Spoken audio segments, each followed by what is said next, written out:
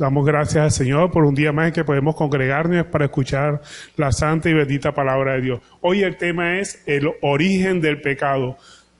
Muchas veces nos hemos preguntado cómo hacemos para quitarnos el pecado que tenemos encima, porque todos tenemos pecado, de una u otra forma pecamos. ¿Cómo hacemos para dejar de pecar?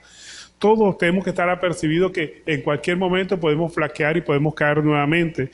Eso es el tema que vamos a tratar hoy. Vamos a estudiar la historia de los amalecitas. Los amalecitas es un símil que podemos utilizar nosotros para ver cómo el pecado nos ataca y nos asedia en todo momento. Todos los cristianos tenemos que estar apercibidos de los amalecitas. Algunos lo llaman el espíritu de los amalecitas. Yo diría más bien los amalecitas, que siempre están listos para atacar nuestra desobediencia, tanto externa como interna. Externa o interna. El pecado siempre está listo para atacar.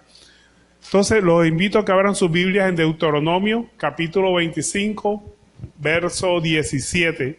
Aquí precisamente está la orden de exterminar a Amalek. Tenemos que exterminar a Amalek. Entonces, aquí hay una orden explícita de exterminar a Amalek. Deuteronomio 25, verso 17. Vamos a leerlo hasta el verso 19. Dice, acuérdate de lo que hizo Amalek contigo en el camino cuando salías de Egipto, de cómo te salió al encuentro en el camino y te desbarató la retaguardia de todos los débiles que iban detrás de ti, cuando tú estabas cansado y trabajado y no tuvo ningún temor de Dios. Por tanto, cuando Jehová tu Dios te dé descanso de todos tus enemigos alrededor, en la tierra de Jehová tu Dios te da por heredad para que la poseas, borrarás la memoria de Amalek de debajo del cielo. No lo olvides.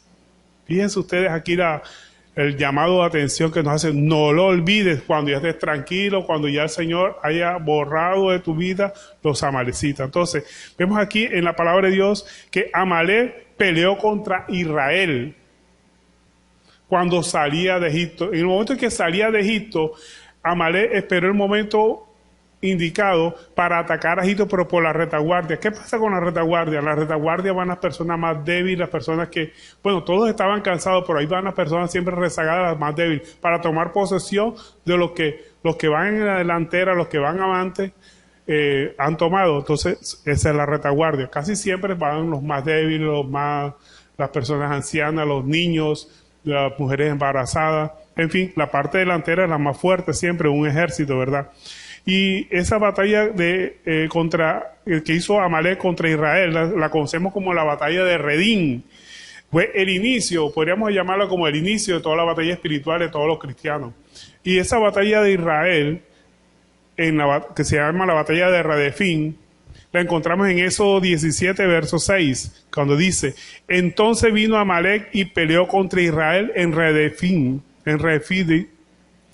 y dijo Moisés a Josué, escógenos varones y sal a pelear contra Amalek. Mañana yo estaré en la cumbre del collado y la vara de Dios en mi mano. E hizo José como Moisés, peleando contra Amalek, y Moisés y Aarón y Hur subieron a la cumbre del collado. Y sucedía que cuando Moisés alzaba su mano, Israel prevalecía. Mas cuando él bajaba su mano, prevalecía Amalek. Entonces, vemos aquí cómo Israel triunfaba con la mirada puesta en Dios. Y precisamente cuando Moisés levantaba su mano, era que Israel iba ganando en la batalla de Redefín. Pero cuando Moisés bajaba su mano, iba ganando precisamente Amalek, no prevalecía Israel. Entonces aquí nos indica que ganamos la batalla espiritual contra el mal que tenemos cada uno con la mirada puesta en Cristo, con la mirada. Vemos aquí cómo Amalek atacó sin clemencia, atacó y mató ¿quién? A los que venían detrás, a los más débiles, a los que precisamente cuando todo el ejército ya venía cansado, venía saliendo de Israel. Eso nos sucede a nosotros cuando venimos saliendo, cuando comenzamos la vida cristiana. O sea, vamos saliendo del mundo de tinieblas que nos encontramos anteriormente en Egipto y estamos débiles, o sea, todavía estamos débiles, todavía estamos siendo unos niños espiritualmente. Ahí es cuando empieza a atacar a Amalek. Ahora, Dios cuando Dios nos liberte, cuando nosotros empezamos a ser cristianos, dejamos de hacer las cosas que antes hacíamos. El que fumaba deja de fumar, el que tomaba deja de tomar, el que mantenía relaciones extramatrimoniales, pues la empieza a cortar. Pero ¿qué pasa? Que ese pecado todavía está en su mente. Entonces, cuando Dios nos liberte de los actos pecaminosos que hacíamos, o sea, de los amalecitas, Dios nos dará la fortaleza para combatir con nuestros deseos y combatir al principal amalecita, que es el rey el rey de todos ellos, que es el que domina nuestros pensamientos, el que domina nuestro egoísmo, nuestra maldad. En Gálatas 5:1 nos dice: está firme en la libertad en que Cristo nos hizo y libres, y no estéis otra vez sujetos al yugo de la esclavitud. O sea, tenemos que estar agarrados de Cristo en todo momento y estar firmes en esa libertad que Cristo nos hizo. Cristo nos hizo libres, pero no libres para seguir haciendo lo que antes hacíamos. No, libres para sujetarnos en la palabra de Dios, en las promesas que Dios nos ha dado, para dejar de hacer lo que hacíamos antes y seguir adelante, proseguir siempre al blanco. Aniquilar esos deseos que nos vengan en un momento dado para seguir haciendo lo que antes hacíamos. Tenemos que aniquilarlos, tenemos que exterminarlos. Es lo que es la orden que Dios nos dio en todo momento. Borrar de nuestra mente, dice la palabra de Dios aquí cuando estábamos leyendo en Deuteronomio 25:19. Dice: Jehová tu Dios te da por heredad para que poseas, borrarás la memoria de Amalek de debajo del cielo, no lo olvides. Entonces, tenemos que volver, tenemos que dejar los pleitos, las peleas, las contiendas, porque de ahí es donde vienen los malos pensamientos que gobiernan a nuestros miembros. Cuando nosotros nos dejamos llevar de la ira, nos ciega la ira, dejamos que nuestra mente domine nuestros miembros y vamos a pelear, vamos a decir cosas que a veces nos vamos a arrepentir después. Entonces tenemos que dominar, ¿qué es? Nuestra mente. Toda la batalla espiritual de nosotros está en nuestra mente. Pelear contra el viejo hombre. Ese viejo hombre que siempre quiere gobernar, quiere dominar nuestro cuerpo. No tenemos que esconder los malos deseos, tenemos que exterminarlos, tenemos que sacarlos de nuestra vida. Es lo que el Señor quiere en todo momento. Ahora, ¿quiénes eran los amalecitas? Los amalecitas eran los enemigos de Israel, ¿verdad? En ese momento eran los enemigos de Israel. Y tienen una particularidad: los amalecitas eran nómadas.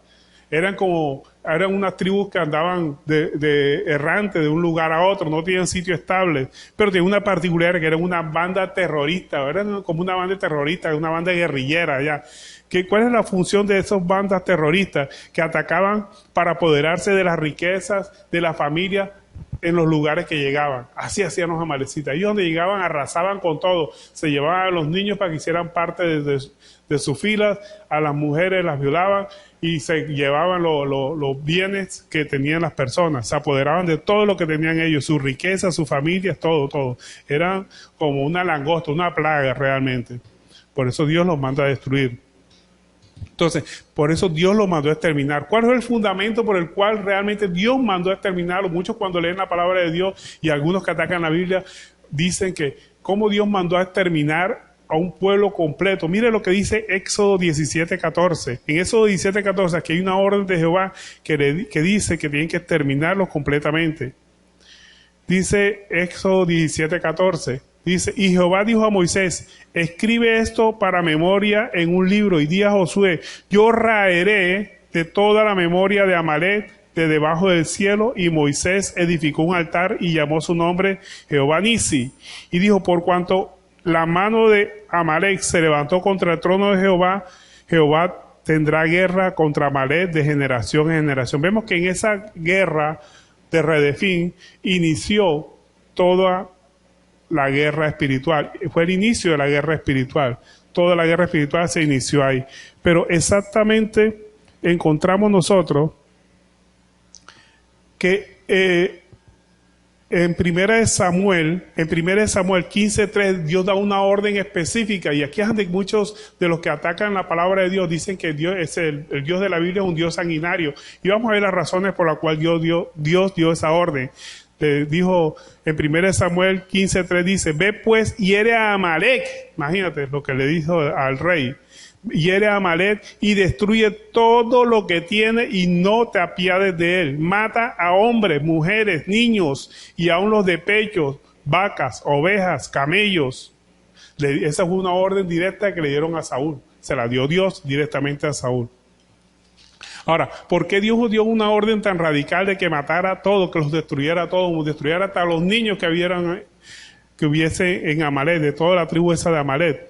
Precisamente porque ellos eran crueles, amenazaban a la existencia pacífica de todas las ciudades, de todas las naciones en ese momento. Eran crueles, no tenían temor de Dios. Ellos hacían lo que querían y su intención era siempre apoderarse de la riqueza, apoderarse de la familia. No tenían ningún temor de Dios. Y esa forma de ellos ser, que ellos también además eran ellos eran muy idólatras, esas costumbres que ellos tenían podían contaminar al pueblo israelita. Por eso Dios mandó a raer de la tierra toda contaminación que viniera de parte de los amalecitas. Los mandó a destruir. ¿Se los mandó a destruir a quién? A un rey, pues que al final y al cabo no hizo lo que Dios le había mandado a hacer. Lo vamos a ver más adelante. Entonces, ¿por qué? La reprensión del pecado es mala porque incita a hacerlo. Entonces vemos aquí cómo Dios en todo momento está queriendo que nosotros mismos destruyamos a Amalek, el que está dominando nuestra mente en la Biblia. Ahora, todo el problema de la lucha espiritual está en nuestra mente. Si nosotros dejamos concebir una idea, terminamos ejecutando. Cuando usted piensa una idea y empieza a darle vuelta a esa idea, termina ejecutando. Entonces, el problema de la lucha espiritual, ¿dónde está? En nuestra mente, en lo que pensamos. Eso nos va a dominar. Y siempre, cuando se nos viene un deseo a nuestra mente, y ese deseo casi siempre es carnal, que son pasiones, que muchas personas, para una persona puede ser una pasión, para otra puede ser una repulsión. Digamos, a alguno le viene la pasión de fumar, para otro puede ser una repulsión de fumar. Para alguno puede ser una pasión tomar, para otro puede ser una repulsión tomar. Pero lo que es pasión para alguno puede ser repulsión para otro. Así que no se jacte mucho de decir, yo no peco de esa manera, pues de pronto puede ser que peque de otra. Entonces, lo que es pasión para alguno puede ser repulsión para otro. Lo que sí es importante es que dominemos nuestros deseos que estén contrarios a la palabra de Dios. Y esas pasiones, esos deseos casi siempre están fundadas en la concupiscencia, en la ambición, en el deseo. A veces nosotros oramos apasionadamente, oramos para que Dios nos sane, ¿verdad? Y orar porque Dios nos sane no es malo. Lo malo es que de pronto podemos estar orando contra la voluntad de Dios. No sabemos cuál es el propósito de Dios a través de una enfermedad o a través de algo que que nos está pasando. Tenemos que orar como oró nuestro Señor Jesucristo. Decirle, Señor, si quieres pasa de mí esta copa, pero que no se haga mi voluntad, sino la tuya. ¿Por qué? Porque el propósito de Dios siempre será bueno, agradable y perfecto en nuestra vida. Todo lo que nos pasa a nosotros es con alguna intención. Debemos evitar las pasiones y deseos en nuestra vida. ¿Por qué? Porque esas pasiones y deseos generan muerte, generan pecado para nosotros cuando nos dejamos dominar por las pasiones, por nuestros deseos. Porque todos esos pensamientos pueden estar dominados por la concupiscencia. La concupiscencia es la raíz de todos los males. ¿Y qué es la concupiscencia? Ese deseo exagerado por poseer cosas, por tener cosas, por dominar cosas, por tener a nuestro arbitrio. En Santiago 1:15 nos dice, entonces la concupiscencia, mire, esos deseos desaforados, Santiago 1:15, entonces la concupiscencia, después que ha concebido, da a luz el pecado. Cuando vienen los malos deseos a nuestra mente, si los dejamos aflorar, si empezamos a soñar, si empezamos a dejarlo y a rendirnos ante esos deseos, da a luz el pecado. Y el pecado, una vez consumado, da a luz muerte. Entonces tenemos que dominar nuestros deseos, nuestros pensamientos. La gran guerra espiritual que se habla mucho, la batalla espiritual, está aquí en nuestra mente.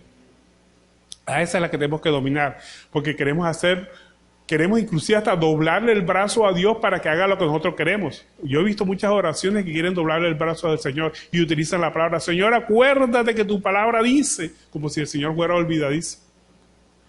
El Señor no es olvidadizo, ni mucho menos, ni tiene por tardanza aplicar su palabra, sino que Él es tardo, Él quiere que todos lleguen al arrepentimiento, por eso Él tarda. Lo que nosotros queremos tardanza es su momento propicio. Dios nunca llega ni tarde ni temprano, sino que llega justo en el momento preciso y es cuando oímos. Entonces, ¿de qué debemos dejarnos dominar nosotros? De esperanza, saber que todo lo que nos ocurra es para nuestro bien, saber que Dios tiene el control de todo lo que nos suceda en todo momento. Tener con la confianza, tener fe, paciencia, eso es lo fundamental. Y esa paciencia, esa fe, esa confianza genera arrepentimiento y es la que nos va a dar vida y vida eterna en nuestro Señor Jesucristo. Así como dice 1 Pedro 1:9, que dice, obteniendo el fin de vuestra fe. ¿Cuál es el fin de la fe? Algunos utilizan la fe para conseguir salud, para conseguir cosas que ellos desean. No, la fe no es para eso. Confunden la fe con deseo. Mire, aquí nos dice cuál es el fin de la fe. Obteniendo el fin de vuestra fe, que es la salvación de vuestras almas. Ese es el objetivo de la fe, la salvación de la alma. A través de la fe nosotros podemos ver el actuar de Dios. La fe es como si fuéramos unos binóculos a través de los cuales nosotros podemos ver el actuar de Dios. A través de la fe podemos ver el objetivo de ella, que es la salvación de nuestra alma. Cuando nosotros empezamos a ver todas las cosas a través de los ojos de la fe, podemos ver el actuar de Dios, el mover de Dios, y el mover de Dios siempre será bueno, agradable y perfecto, que es su voluntad. Y solamente lo vemos a través de los ojos de la fe. Entonces, tenemos que dejar que nuestra mente repose en la esperanza que está fundada en la fe, en que Cristo tiene control de todo lo que nos suceda a nuestro alrededor. Donde Él no tiene control, y porque nos ha dado libre albedrío en nuestro corazón, en nuestras propias decisiones, tenemos que tener la mirada siempre puesta en Cristo. Dejar que nos domine siempre es la fe, y no los deseos, nuestros propios deseos. Porque hay muchos deseos que se mezclan con cosas cristianas y muchas oraciones que se hacen con base en el deseo. Vea, ninguna oración debe estar supeditada a un deseo. Es al revés. La oración es para que nuestros deseos se supediten a la voluntad de Dios, para que nosotros empecemos a esperar en el tiempo del Señor.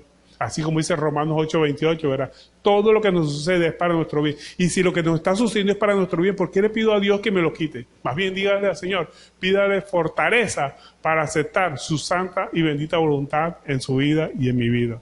Eso es lo que tenemos que hacer nosotros, ver la mano de Dios actuando en todo. Esas situaciones adversas que suceden en nuestra vida en un momento dado, Dios las permite con un objetivo. ¿Y cuál es el fin de las cosas que suceden a nuestro alrededor, que aparentemente son malas? El objetivo es la salvación de nuestra alma. Tenemos que esperar siempre en el Señor y que los deseos no dominen nuestra mirada, nuestro pensamiento. La orden que Dios nos ha dado en este momento es exterminar a Amalek, esos deseos malos que tenemos en nuestra mente, en nuestro corazón, que nos dominan en todo momento. Son los enemigos de nuestra alma, la corrupción, el pecado. Esa es la orden que Dios nos ha dado a través de la enseñanza de lo que sucede en el Antiguo Testamento. En Romanos 7:20 dice, si hago lo que no quiero, no lo hago yo, sino el pecado que mora en mí. El pecado mora en cada uno de nosotros, en todo. No hay persona que diga que no tenga pecado. Es más, la Biblia nos dice que si alguno ha pecado, busque a Jesucristo, que siempre tenemos un abogado con Él. Y si dice que no ha pecado, hace a Dios mentiroso, porque todo, de una u otra forma, hemos pecado. Nuestro enemigo principal es esa tendencia a pecar. Cuando nosotros nos convertimos al cristianismo, dejamos de hacer muchas cosas, ¿verdad? Eso podríamos decir que son los amalecitas. Las consecuencias del pecado las dejamos de hacer, pero el pecado permanece.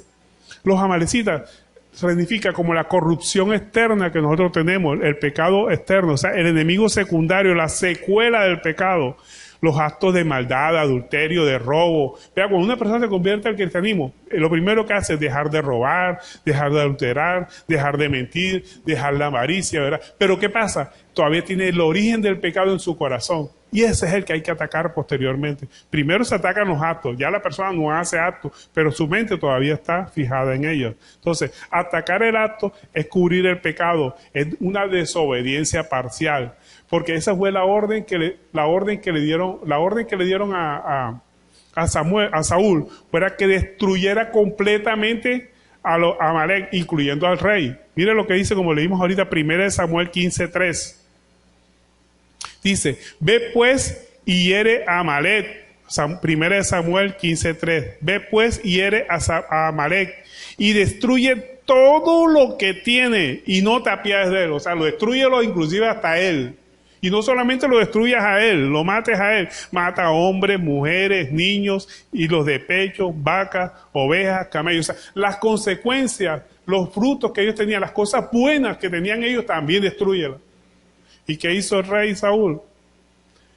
Y mira lo que hizo el rey Saúl. En el verso 7 dice, y Saúl derrotó a las amalecitas desde Ávila hasta llegar a Sur y hasta el oriente de Egipto. Pero ¿qué hizo después? El verso 8 dice, y tomó vivo a Agag.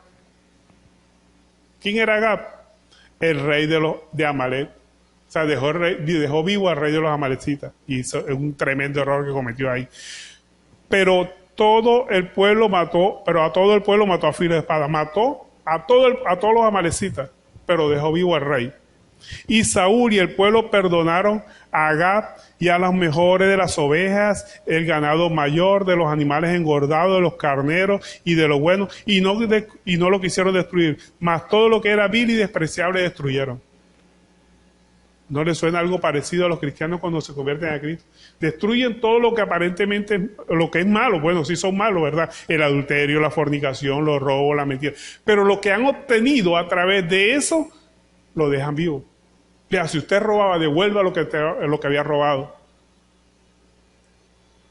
Por eso una persona en la Biblia se cuenta de cuando se convirtió al Señor y es la que robaba, dice, a quien haya robado se lo devolveré cuadruplicado. O sea, va a devolver los frutos de las consecuencias del pecado que él tenía en su mente. O sea, no solamente destruya las consecuencias del pecado, sino el fruto de ese pecado que usted realizó. Tiene que destruirlo también, tiene que sacarlo de su vida, no gozarse en él. Y eso fue lo que hizo Samuel. Samuel simplemente destruyó a los amalecitas, dejó vivo al rey y dejó las cosas buenas que le habían dejado los amalecitas. Todas sus vacas, sus animales engordados, los carneros y todo lo bueno, y no lo quisieron destruir. Gran error. Cuando llegó el profeta y se dio cuenta de esas cosas que había hecho, lo llamó a colación. Y por ese hecho, dejar vivo al rey de Amalec y todas las consecuencias y todos los frutos que ellos habían obtenido a través de su vida, los amalecitas, de su vida sanguinaria, de su vida asesina, de su vida perdida, de su vida pecaminosa, lo dejaron vivo para poder acceder. Dios le quitó el trono a Saúl.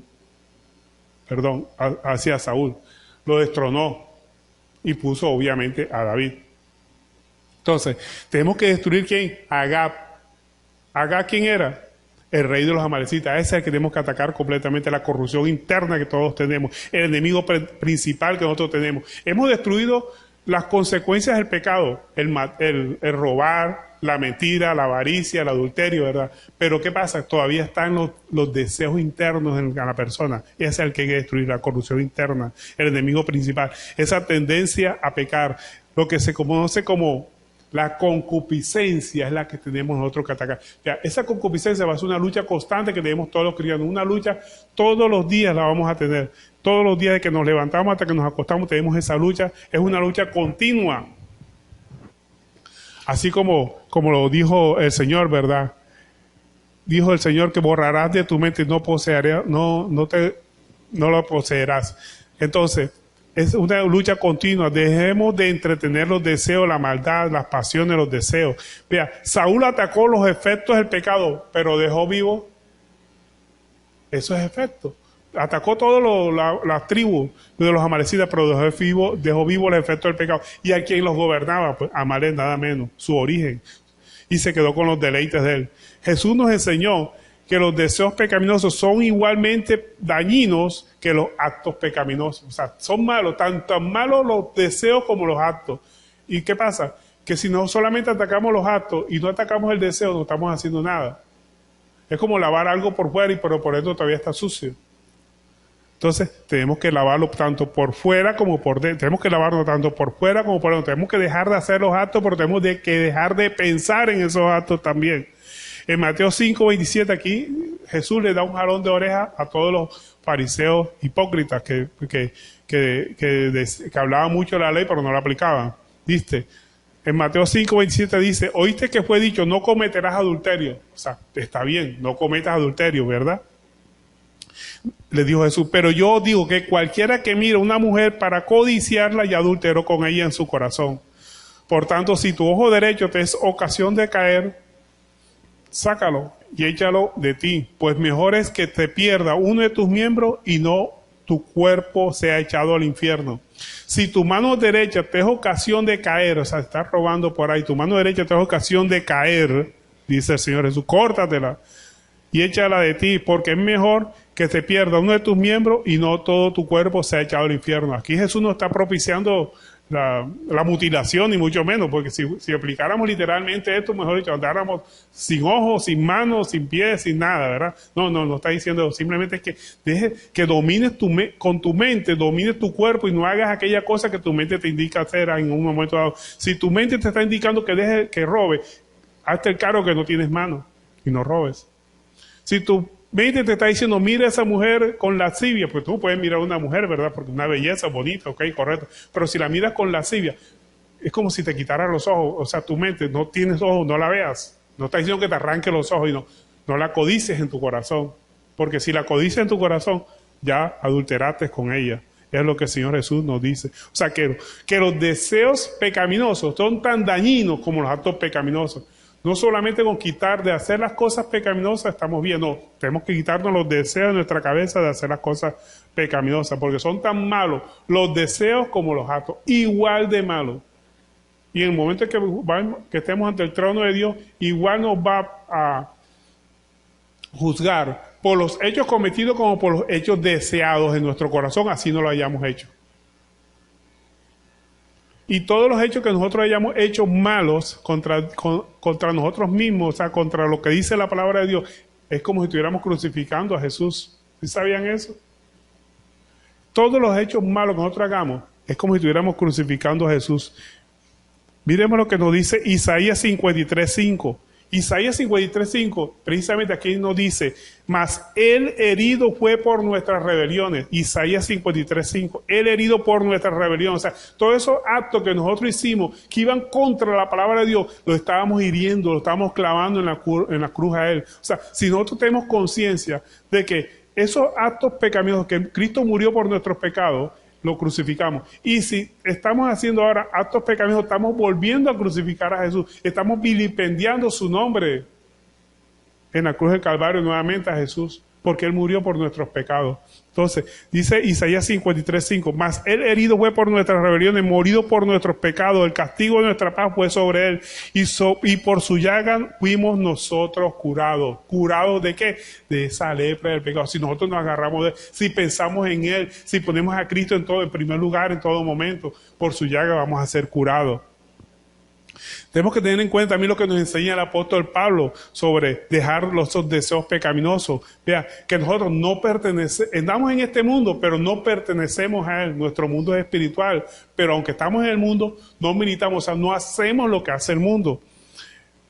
Tenemos que someter todo pensamiento a la obediencia de Cristo. En 2 Corintios 10:3, aquí nos da un mandato del apóstol Pablo a través de la unción del Espíritu Santo, que fue el que lo llevó a escribir esto. Dice, pues aunque no andamos en la carne, no militamos según la carne, o sea, no hacemos lo que hacemos en la carne. ¿Cómo hacemos nosotros para reprender, como hacen muchas personas, para reprender los malos deseos? Te reprenden el nombre de Jesús y le gritan, ¿verdad?, hasta su propio cuerpo. Y le gritan a Satanás y le gritan y pelean. Mira, si nosotros somos espirituales, usemos armas espirituales. ¿Cuáles son las armas espirituales? Lectura de palabra de Dios, sometiéndose, orar. Santiago 4:7 nos dice, someteos a mí, dice el Señor, someteos a mí, resistir al diablo y este huirá de él. No tenemos que estar utilizando armas humanas o armas carnales. ¿Cuáles son las armas carnales cuando queremos que alguien nos deje de molestar? Le gritamos, lo ofendemos, ¿verdad? Le decimos, oye, ¿qué te pasa? Así hacen muchas personas con Satanás, le gritan, cuando la palabra nos está diciendo simplemente que nos sometamos a la palabra de Dios, resistamos al diablo y este huye. Utilicemos armas espirituales en todo momento para combatir los malos deseos. Y eso es lo que el Señor quiere. Sigue diciendo 2 Corintios 10:3, pues aunque no andamos en la carne, no militamos según la carne. Porque las armas de nuestra milicia no son carnales, sino poderosas en Dios para destrucción de fortaleza, derribando argumentos. Los argumentos están aquí en nuestra mente, derribando esos argumentos. Y toda altivez que se levanta contra el conocimiento de Dios, y llevando cautivo todo pensamiento a la obediencia a Cristo, y estando prontos para castigar toda desobediencia cuando vuestra obediencia sea perfecta. O sea, que tenemos que someter el pensamiento a la obediencia de la palabra de Dios. Y aquí dominamos los malos deseos. Entonces, el origen del pecado está en la concupiscencia. ¿Y qué es la concupiscencia? Ese apetito desordenado por los placeres deshonestos. Placeres deshonestos. Ese es lo que se conoce como concupiscencia. Eso es lo que se conoce como pecado, los apetitos desordenados por los placeres deshonestos. La concupiscencia es algo así como la mortificación para los cristianos, ¿verdad? ¿Por qué es la mortificación para los cristianos? Porque el hecho de querer robar, el hecho de querer tomar, el hecho de querer embriagarse, el hecho de querer emborracharse, para muchas personas que no están en Cristo, pues es un placer hacerlo.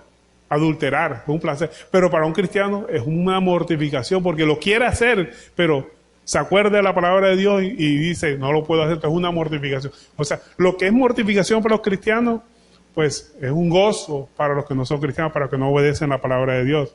Entonces, esa mortificación, esa concupiscencia, podríamos decir que es usado por Satanás para tentarnos, para derribarnos, estimula la vanagloria. Y sí, oye, si tú eres hijo de Dios, tú puedes conseguir eso, tú puedes conseguir ese carro, tú puedes conseguir esa casa, si tú eres hijo de Dios, y te empieza a hablar Satanás. Entonces, Satanás usa esa concupiscencia, por eso el apóstol Pablo decía que el aguijón de Satanás es precisamente que lo mortificaba a él. Lo dijo en 2 Corintios 12:7, dice, y para que la grandeza de la revelación no me saltase desmedidamente, me fue dado un aguijón en mi carne, un mensajero de Satanás que me abofetee para que no me enaltezca de sobremanera, respecto al cual 3 veces he rogado al Señor que me lo quite. ¿Y qué le dijo el Señor? Bástate mi poder, porque mi poder se perfecciona en la debilidad. Entonces, Dios no se lo quitó. Dios no nos va a quitar la concupiscencia.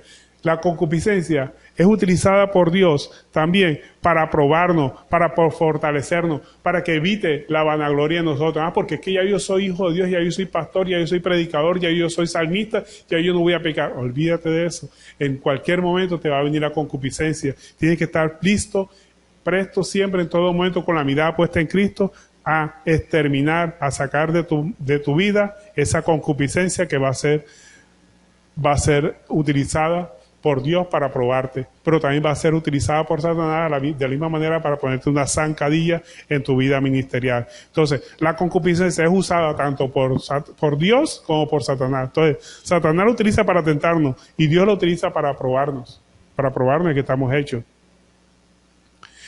Santiago 1:3 nos dice, cuando alguno es tentado, no diga que es tentado de parte de Dios. ¿Por qué? Porque Dios no tienta a nadie. Sencillo, ¿por qué Dios no tienta a nadie? Porque la tentación es inducción al mal y Dios no va a buscar que nadie peque, ¿verdad?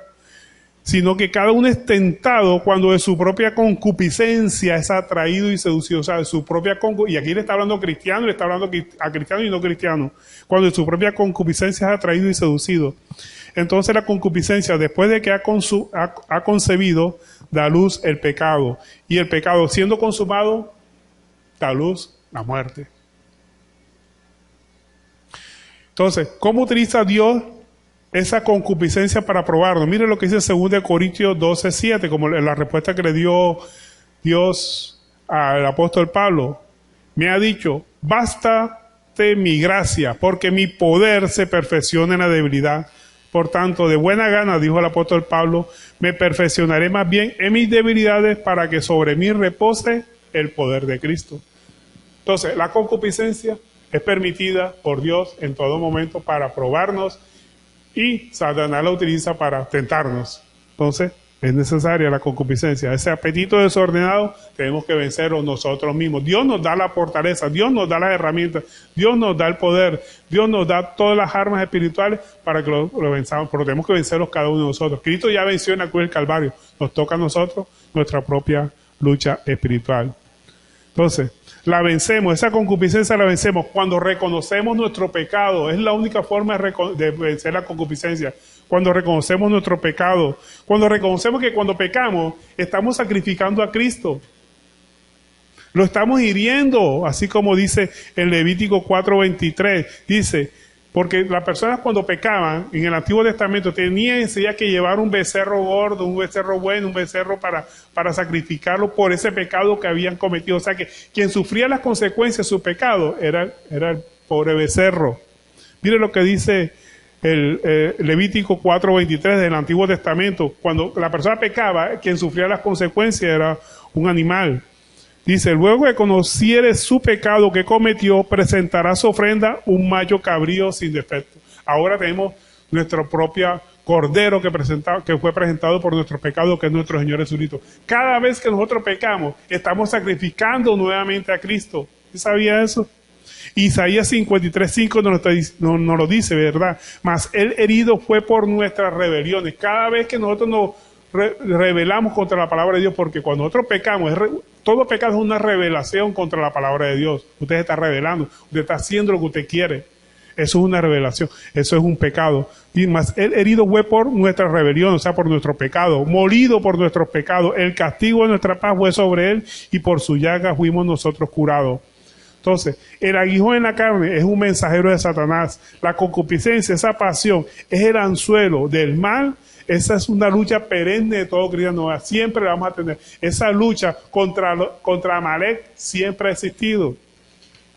Y esa lucha contra Amalek se inició desde el momento que nosotros dejamos el mundo, la vida que teníamos anteriormente, la vida mundana, por así decirlo. Así le sucedió a Israel, ¿verdad? Cuando en la batalla de Refín, cuando salió de Egipto, comenzó la lucha espiritual, la lucha contra Amalek.